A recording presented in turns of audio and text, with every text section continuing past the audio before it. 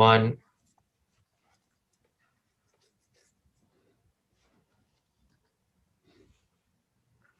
Hey, everybody. Welcome to the Daily Objective. And boy, are we ready for this new week. Not that much to talk about, is there? Except, oh yeah, one thing. The President of the United States was banned from Twitter. This happened on Friday. And of course, this is personally my first time back on the show since moments before the storming of the Capitol on Wednesday. So safe to say you guys dodged a few lengthy, heartfelt opening monologues. So I guess congratulations on not needing to endure that. But I'm sure we're going to touch upon the storming of the Capitol because it obviously relates to what it is that we're here to discuss today. So let's jump right into it. So Donald Trump was banned from Twitter, which is really just one of the many places he's been sort of silenced on. I believe he still has his Facebook and his Instagram, but he's, let's just say they've recommended he not post until he's out of office. By recommend, I think they're not letting him post on Instagram and Facebook until he's out of office. And he, by the way, still has his YouTube page.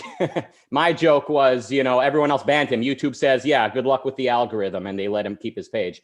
But generally, I've seen this happen. People, they have their YouTube page and they don't even use it. They don't use their YouTube channel because, you know, they're too embarrassed to just post on YouTube and it not get a lot of views right away. Anyway, Twitter banned Donald Trump. And the reason they gave is that they're worried about him initiating more violence. Now, let me say this. This is going to upset some people. But I think people are making too much of a big deal about the ideological silencing of this type of thing. They're saying, oh, people on the right have no place on social media. We all need to move over to this new place. And if they don't let us there, then we need to start invoking antitrust type laws. If it doesn't work, then maybe the internet itself needs to just be nationalized completely. I'm seeing a lot of that on the right. Obviously, I would think we here on this show disagree with most or all of that type of thing. But I still think what I've seen from virtually everyone other than myself is this high emphasis on the ideological silencing of people. And I don't actually see that in this case. The right is thriving more than ever. They're getting hundreds of thousands of views every time big right-wing people like Crowder and Dave Rubin post. They're getting plenty of retweets and likes on Twitter. What I have seen is that Donald Trump, arguably the figure of the storming of the Capitol, an historically significant incident, Donald Trump is not being allowed to use Twitter to express himself because of the link of his words to actions. And I know we're going to get into the double standard, how this compares to BLM. I'm sure we'll get into that. And I have some thoughts on that as well. But in this case in particular, a person whose words are linked to very, very concerning action by people who listen to him and take his words seriously, that person is being driven off of social media because of the action affiliated with his words. And I think people are making too big of a fuss about the ideological silencing, like they're silencing people that don't go with the left. Oh, anyone who questions the gender pronoun doctrine is being silenced. But that's literally not happening. Again, the right is thriving on social media more than ever. And the people that are being deleted, what I've seen is like any like Facebook group called like Walk Away, Walk Away, which means like walk away from the Democrat Party. I don't think they particularly should be silenced, but I think the rationale behind that is this is a group of people with allegiance to Donald Trump. And right now, Trump is seen as the figurehead of a group of people that have shown themselves to be irrational and highly problematic in actions such as beating up police officers, journalists, and storming the U.S. Capitol, which is an overwhelming, obviously, as we know, an overwhelmingly serious incident from last week. And I'm not sure everyone on the right really appreciates the gravity of that event. So let's jump into it. We've got a guy here who, let me tell you, one of the funniest tweets I saw, I don't think was intended to be funny. It was on Wednesday, as you know, after a full day of everyone tweeting about the Capitol storming and all of that. Then I see this guy tweet out, like, oh, my surgery went great. Thanks everybody for your concern. And I was close to replying, hey, maybe you should be sitting down for this. But, it was a somber day. But anyway, here he is, not only a tweeter, but an actor as well, activist and thinker, and the co-host, Mark Pellegrino. What's up, Rucka? Yeah, I was in a anesthetic-induced coma during the melee on Wednesday, so I'm glad I missed most of it. It's like a Twilight Zone episode, isn't it? Like you go under the knife and you come back, and now you see a Confederate flag in the U.S. Capitol. Like, Jesus Christ, what the hell is this, right? Madness. Well, luckily, I haven't even seen any of those visuals. So thank God, because you can't unsee stuff like that once you've seen it. I'm like you. I think I mostly agree with you. Of course, I think Twitter is within their rights to ban anybody that they want to, because they're a private company, and they're free to hold any ideology that they want to, and they're free to tailor messages on their platform as they see fit. And those are the terms of services. You can like it or lump it, man. But unlike you, I have seen people who are sort of caught in the middle of this fray. Objectivists like myself and free thinkers who tend towards the conservative line, but don't quite get there. They just have their own way of looking at things, have been losing followers by the droves. Myself, personally, I've watched my Twitter feed. I see so-and-so and 100 other people are following you. Every 5 minutes, I'm watching my following go up. I look at my actual, that's on my feed, and then I look at my numbers and they're going down. I have personally been purged of about 1,700 followers in the last 48 hours for posting things that I imagine to the uninitiated would seem like conservative thoughts, but I'm just sort of waylaying both sides. But when I turn my attention to the left and start picking them apart, I can watch the numbers start to fall.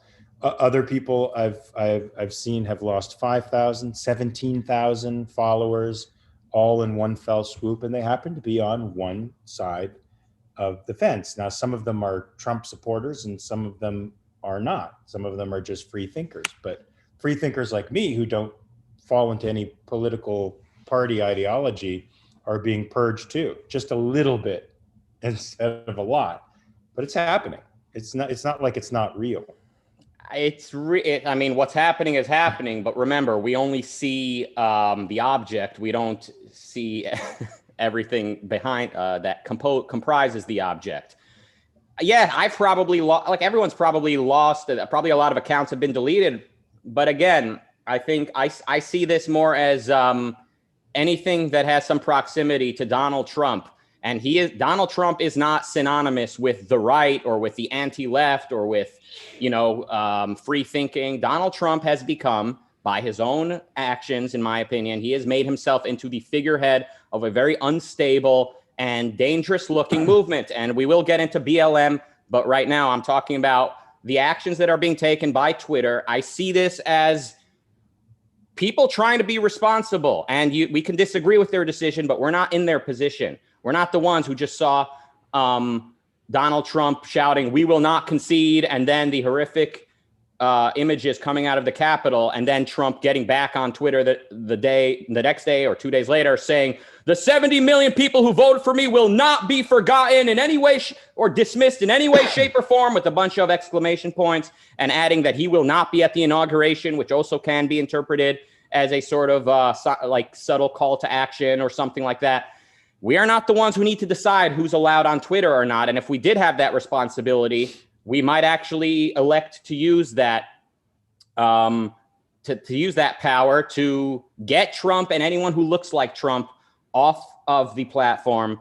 And that's just kind of how I see this. There's action involved here. This is no longer it's not that Donald Trump is like the William F. Buckley of like he's the ideological voice of the right. He's the face of the kooky right. Well, I mean, the right has for a very long time been a sort of juxtaposition of paradoxical ideas, and it's not a coherent philosophy.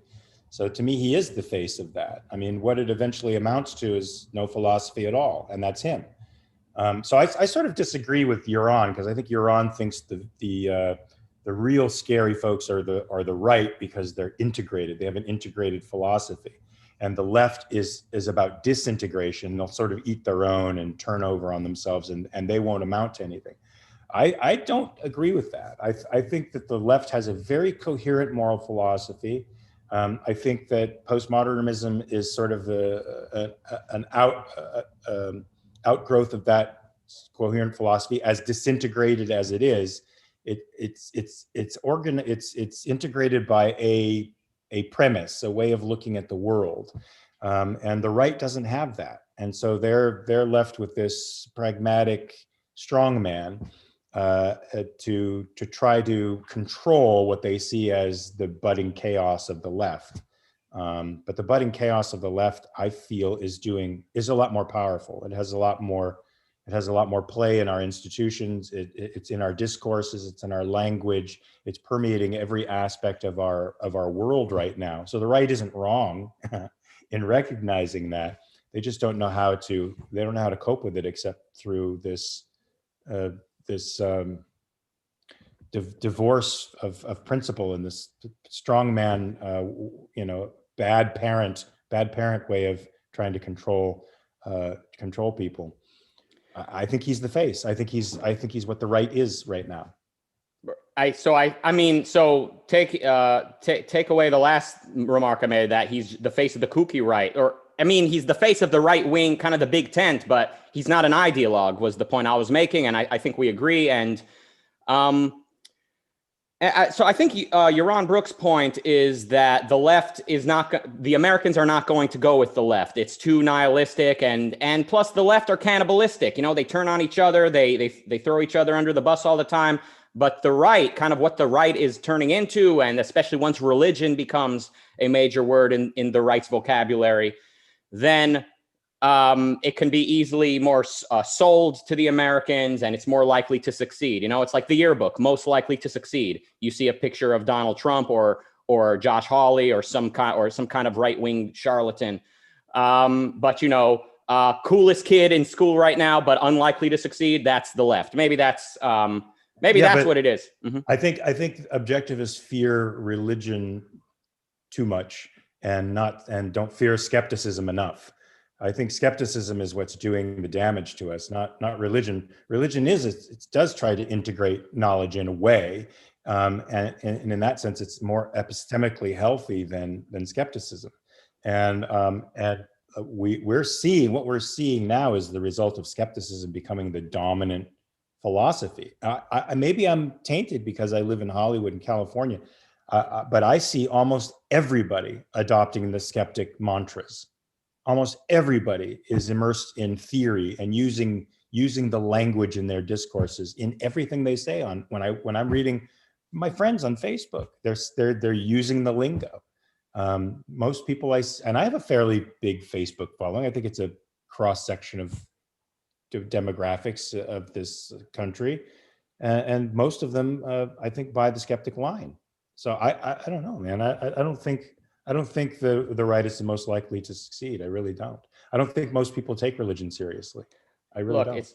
It's possible that the future of America, if we don't act now, is going to look like Cambodia, and these like extreme nihilist egalitarians are just shaving us all down until we're equally at our ankles. That is possible, but I think the point has been made that the American people have too much good in them to go with that without a fight, and they're more likely to turn to the type of thing we saw on Wednesday. Yes, it was very nihilistic, the way these goofballs ran into the U.S. Capitol and made a mockery of the whole thing, but it's still more integrated than just punishing anyone with capability or with so-called privilege.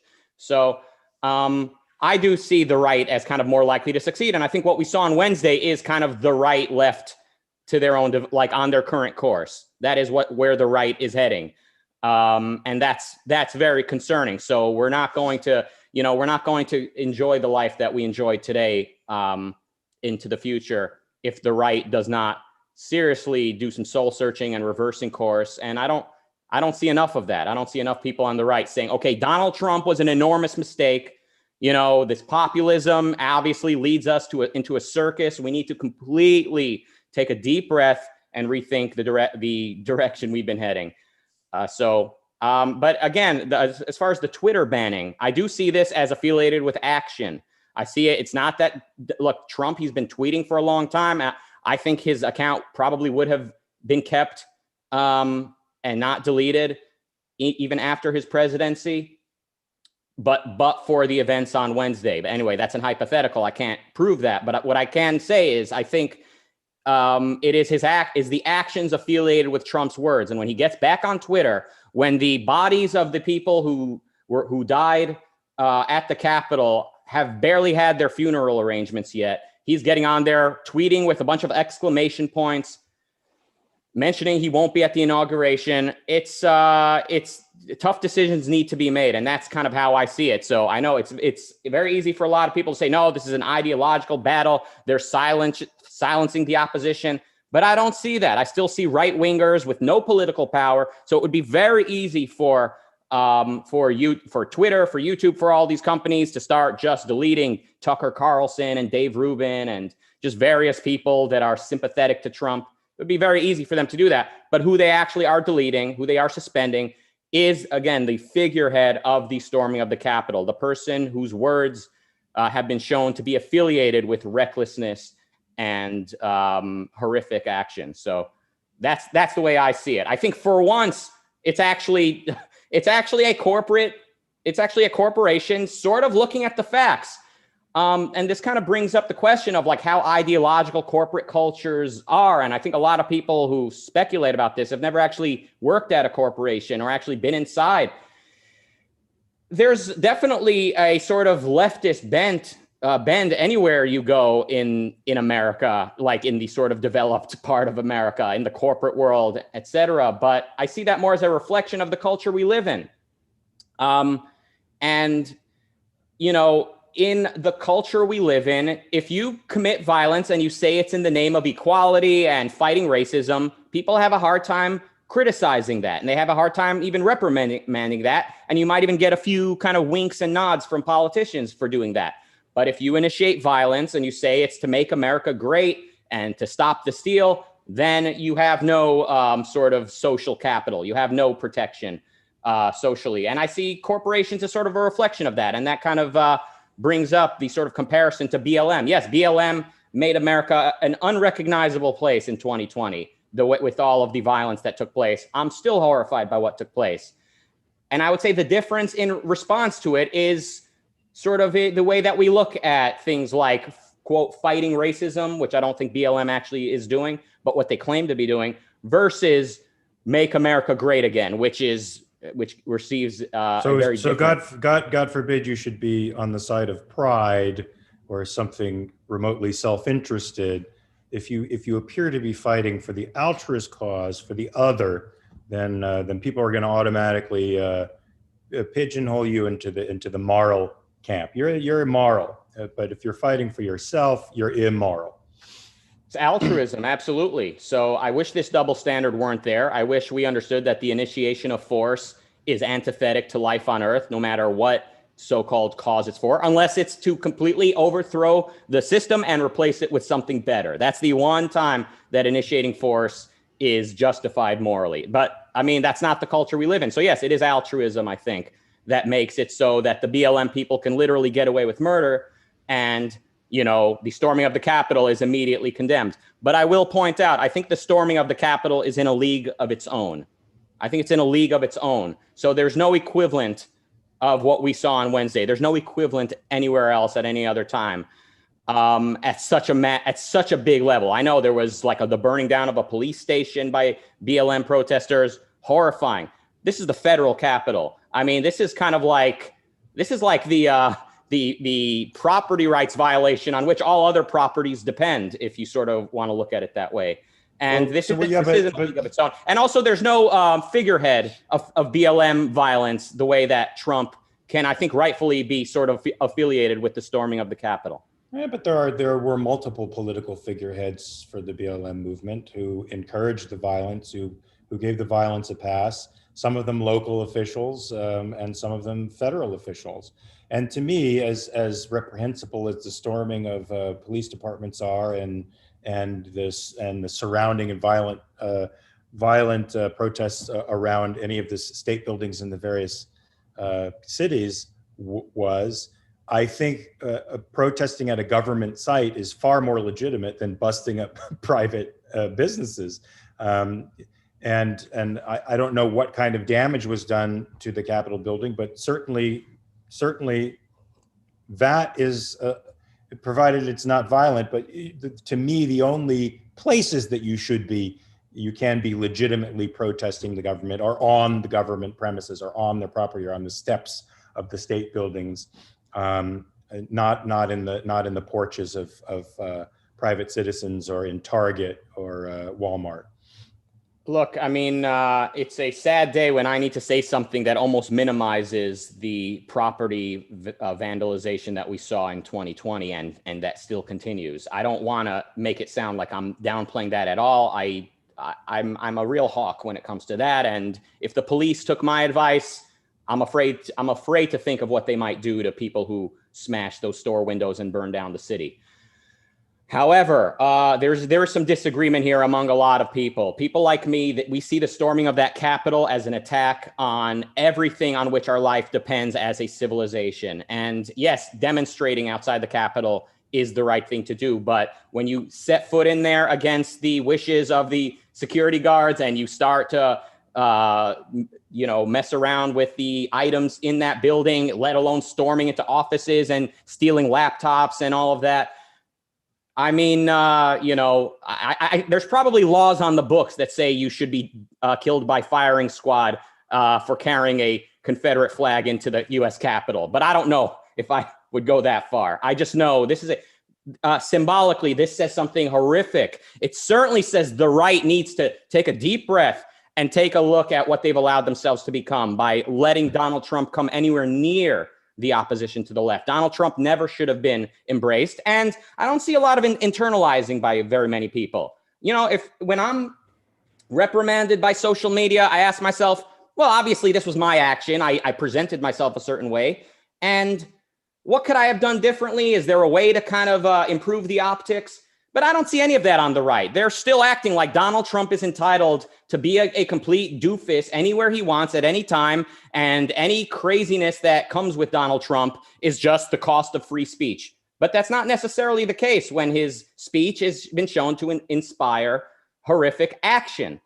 I think the glee that these supporters take in Trump's nihilism is that it's a spoiled kid's attack on what they see as injustice on the other side. They have no philosophical roots to ground them. They don't have anybody on the right who can stand up to the left and combat them philosophy for philosophy. So they know at root that what the left is doing is unjust and immoral. They just think the strong man is the way to fight it. So I think there is a grain of positivity in the sense that what people are perceiving is real. They're perceiving something horrible and chaotic on the left that they want to fight. They just don't know how to do it. And the only one who was left standing, their champion, was this malignant narcissist child who didn't have the equipment either. But the right doesn't see any other alternative but him. So they're putting all their eggs in their basket. And to me, that's the beginning of the end for them. Yeah. And I'm just saying they're incorrect to see this as an attack on unpopular opinions, and like the left are not allowing anyone to disagree with their wokeness. I mean, there was action that took place, and Twitter look, and let me point this out. Believe me, this brings me no joy to point out, but there is a long history of riots in the US, going back even farther than the 60s, the 19th century. You saw people burning down the city when they're discontent. I hate it. It's gotten a lot worse in recent years, and this recent year, it spells the downfall of civilization the more it happens. I hate it. But it's not science fiction for citizens to riot and burn down the city. But what is science fiction is a Confederate flag in the US Capitol. That is something they make movies about. which most people think are too unrealistic. That's the one flag they should be burning. Absolutely.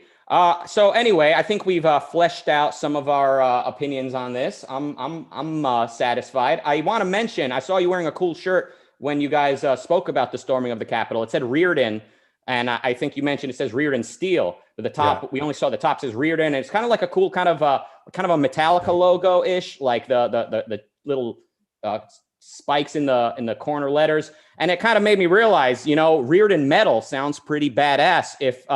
If any of you out there are musicians and you're into like, you know, metal, progressive metal, maybe with a knack for intellectual lyrics, and you want to start doing heavy metal inspired by the objectivist philosophy, a genre that we can call that would be Reardon metal. Wouldn't that be cool? See what I've just inspired? So all you creatives out there, I know that posting on the internet all day is your full-time vocation, but if you have some time left over, maybe you actually start producing something that I might be interested in. Coming up at 7 p.m. UK time, which is 2 p.m. Eastern, was Ayn Rand wrong about a woman president? That's a big topic. I'm sure some of you might have your opinion. So come here to the Ayn Rand Center UK YouTube channel, coming up again at 7 p.m. UK, which is 2 p.m. Eastern. Was Ayn Rand wrong about a woman president? And the speakers include Harry Binswanger, James Valiant, and it's moderated by a woman, Gloria Alvarez. So I'm glad women are going to be represented.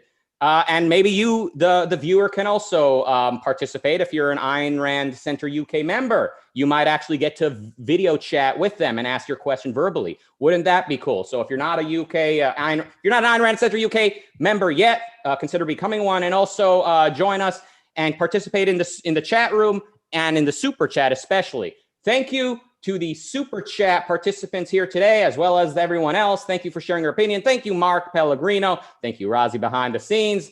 And thank me for showing up, because half of life is showing up.